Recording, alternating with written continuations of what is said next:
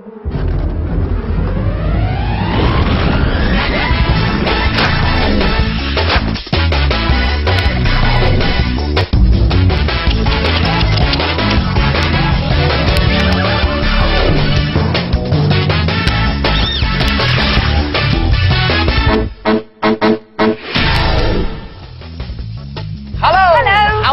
welcome to the show with everything you could ever want to make and do. Right at your fingertips. I'm Naomi. I'm Stephen. And here's what's coming up on today's show. We show you how to make a game of rocket launch pad. It's guaranteed to test your nerves. Revamp your manky old pens into these fantastic Pukka pens. And with a slice of bread, a bottle top, a lolly stick and clean fingertips, what can Naomi make in under a minute? And for all the details on today's makes, you can look on our website, address at the end of the show. Or grab a pen and paper and jot it down straight away.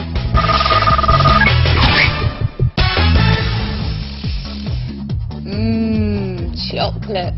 Milk chocolate, white chocolate, plain chocolate. I love chocolate. Yeah, and how tasty do these look? Ooh, almost too good to eat. This is the Fingertips Everlasting Chocolate Box, a tempting selection of chocolates on the outside, hiding a delicious stack of truffles on the inside. Are you going to help make them, or just eat them? Eat them. No, make them. I'll make the edible truffles to go on the inside. Thank you. And I will make the everlasting chocolates that go on the outside. Now, we give the Everlasting Chocolate Box a Fingertips difficulty rating of 3. To make the edible truffles, you're going to need chocolate chunks, milk, plain or white, it's up to you, softened butter, digestive biscuits, sieved icing sugar, and some cocoa powder for dusting. We'll give you the quantities as we go along. Start by crushing 100 grams of digestive biscuits. The easiest way to do this is to put them into a bag and use a rolling pin to bash them up. And now it's time to make some more chocolates. Thank you. Yeah. The everlasting variety that go on top of the box. Now, to make these, you need some polystyrene balls, truffle size, like this one here, and also some acrylic paint. Now, get yourself a skewer and just push it into your ball.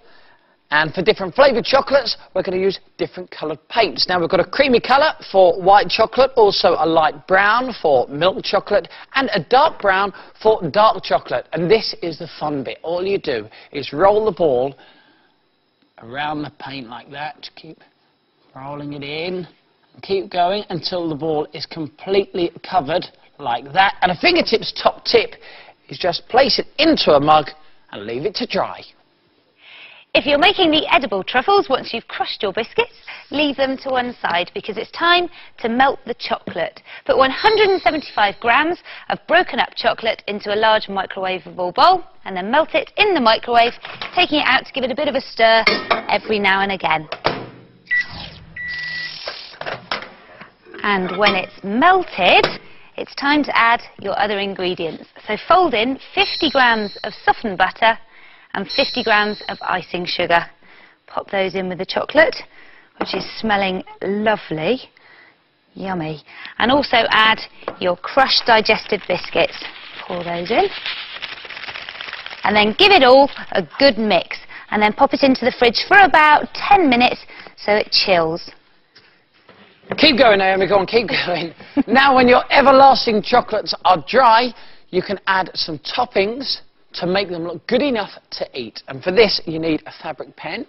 And I'm going to give this one a pink candy topping. You can use any paints you like, but we find that fabric paints work really, really well. Just go all the way around like that. And then pop it back into your mug and leave that to dry. Very nice, Stevie.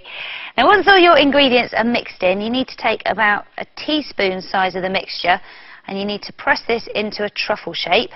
And you can either roll it in the palm of your hand or on a chopping board, whichever is easiest.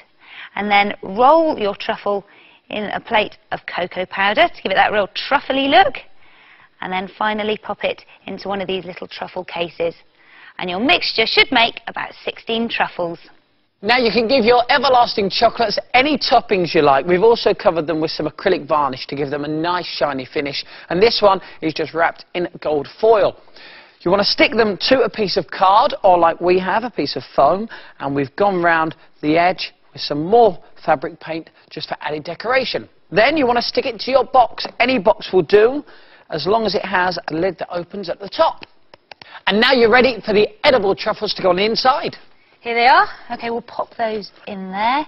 Oh, perfect. As good as you get in any shop, and just as tasty. Absolutely. Now, the everlasting chocolate box is a brilliant present for anyone. Look at all these.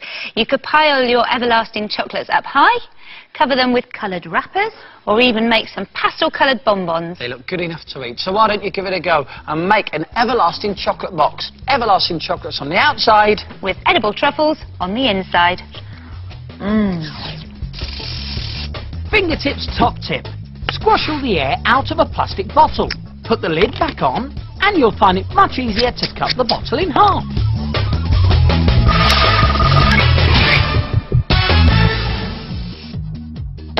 The Fun Fingertips Launch Pad. Fun to make and fun to play, if your heart can take it. Hey! This is my favourite Fun Fingertips.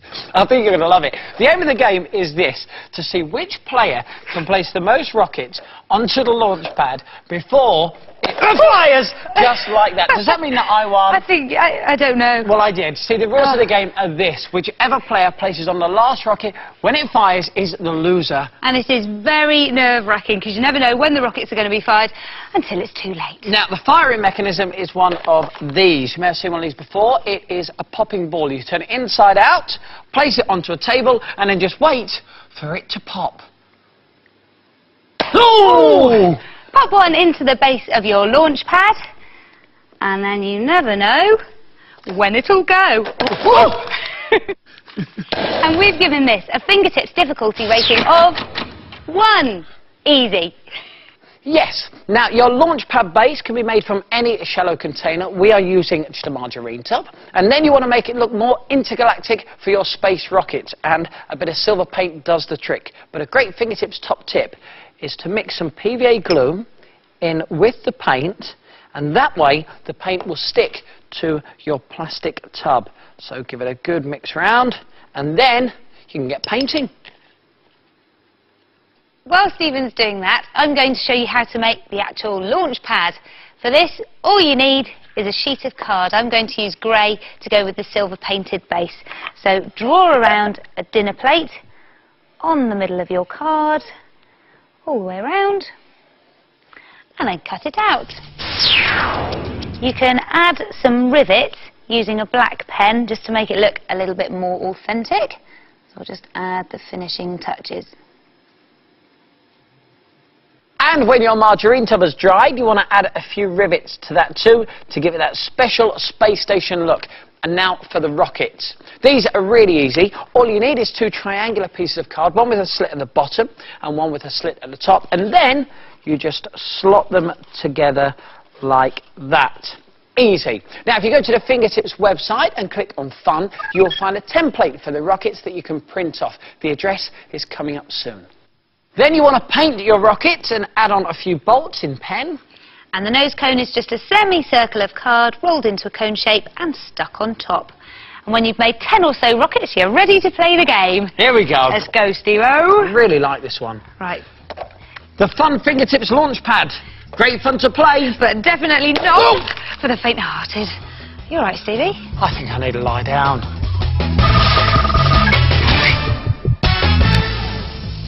Here on Fingertips, we try to come up with ideas for you to revamp stuff you can most probably find around your home. Yes, and today it's the turn of these boring old broken and chewed up pens. Not very inspiring, are they? But with a bit of Fingertips know-how, we're going to show you how to turn them from these into these totally transformed Pukka pens. They look fantastic, don't they? And to make one, all you need is a piece of oven-baked clay, a skewer and a pen. Can I grab one of them? Will that one do? Oh, look, it's chewed up, it's manky and it's broken. It's perfect. And we give Pukka pens a Fingertips difficulty rating of too, so why not give your pen a makeover?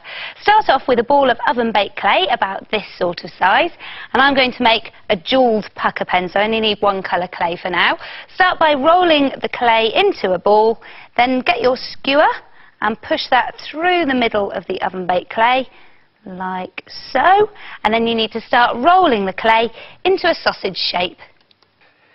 Now I'm going to try it for the stripy tiger effect, like this one here, and it's really easy to do. Once you've got your sausage shape there, you just get some smaller bits of oven-baked clay and just place them onto the larger one, like this. Just get a few of these all the way along. There we go, a few more. And then push them into the sausage and carry on rolling. Keep rolling your sausage out flat until it's about the same size as the inside inky bit of your old pen. Now you can pull the wooden skewer out, and the best way to do that is to keep it flat on a surface and pull the skewer out straight so the clay doesn't bend. And we found these wooden skewers are about the same width as the inside inky bit of an ordinary ballpoint pen. And before you pull it all the way out, you need to close up one end so that inky bit won't slide all the way through the pen. So just give that a little pinch and round it off with your finger. And then you can pull the wooden skewer all the way out, like that. And now transfer your Pukka pens onto a baking tray and cook them in the oven according to the instructions on the packet.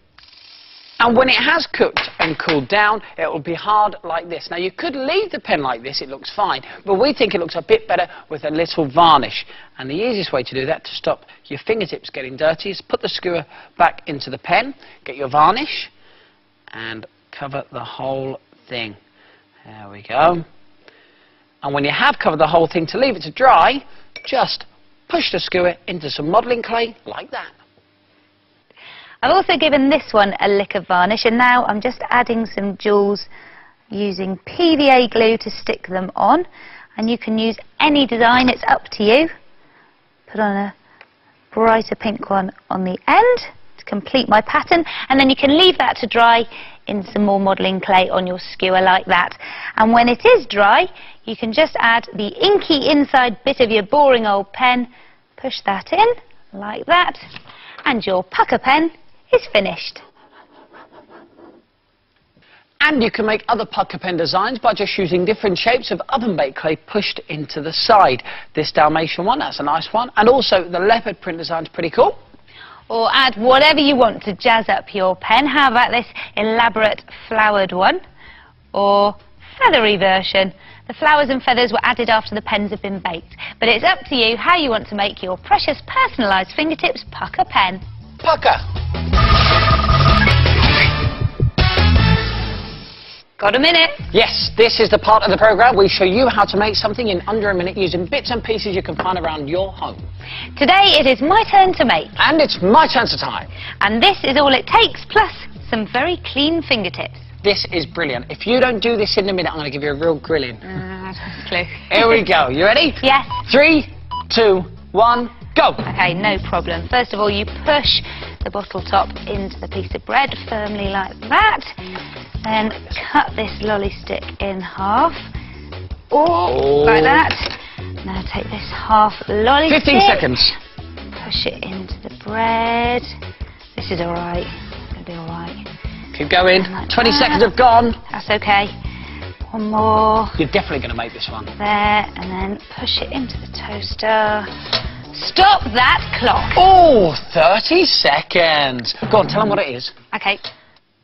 It's a fingertips toast text. How good is that? So you can actually write messages or draw patterns into a slice of bread just by pushing things into the bread and then toasting it and posting it across the table like that. Thank you. Yeah. You could even write special messages to someone that you love. Oh, Stephen, thanks. Oh. It always butters them up. I'll toast to that. Well, that's all we've got time for today. If you want to make anything from the programme, just check out the Fingertips website. Address is on the screen now. And we'll see you again very soon for more Fingertips. See ya. Bye.